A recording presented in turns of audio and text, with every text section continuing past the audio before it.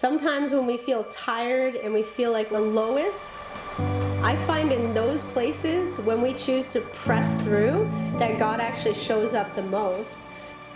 So it was about 10:30 at night and we just finished from a conference called City Quake. And we're just quickly grabbing some food. And so we just finished. I was not planning to talk to anyone, but I told my husband, I said, I feel like I need to talk to that girl in the black skirt. You know, sometimes God will highlight someone to you. I didn't think she was going to be open, but I was just thinking about, you know, delayed obedience is disobedience. And God just put you in my heart.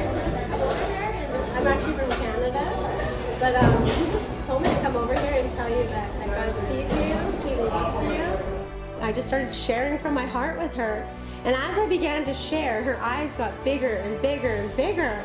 And to my absolute surprise, she said, "Can I hug you?" You would love to. Yeah, absolutely. Aww, you're just so precious.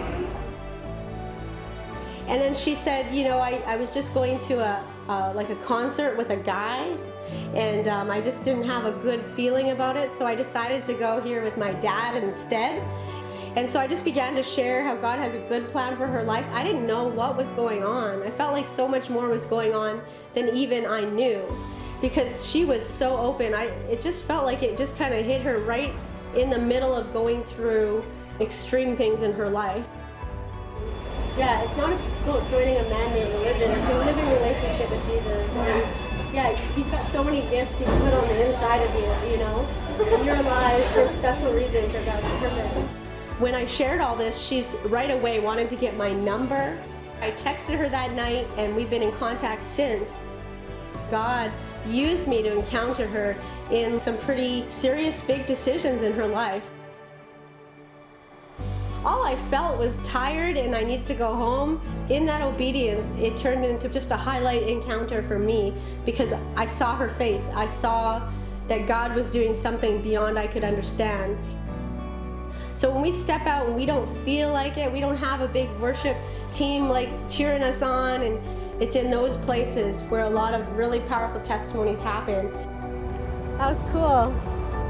You know, the Bible says iron sharpens iron. And like Tom was saying tonight at the conference, that even if you're living a lifestyle for Jesus, like full on, there's always another level. Tonight, this girl, like, she was the most intimidating girl in the whole restaurant. I honestly thought she was going to be rude to me and reject me, but we don't know until we try. And if God is for us, what can be against us? So that was really powerful. She was trembling and just like really rocked. And tonight I heard a testimony of the pastor at this City Quake saying that there was the whole reason why he's been in ministry for over 40 years is because a woman, a stranger, saw him across the road and was like, "Hey, I need to talk to you," and said like, "This is a divine appointment. God told me to talk to you, and you're gonna do big things for God." And that testimony was so powerful. And he never saw this lady again. She just went on the bus. She was just passing through, and it feels like that just happened. So in those times where we're tired or we're busy or it's kind of inconvenient, deny ourselves, Jesus said, and take up your cross and follow Jesus. Just go that extra mile. Be obedient to what God puts on our heart.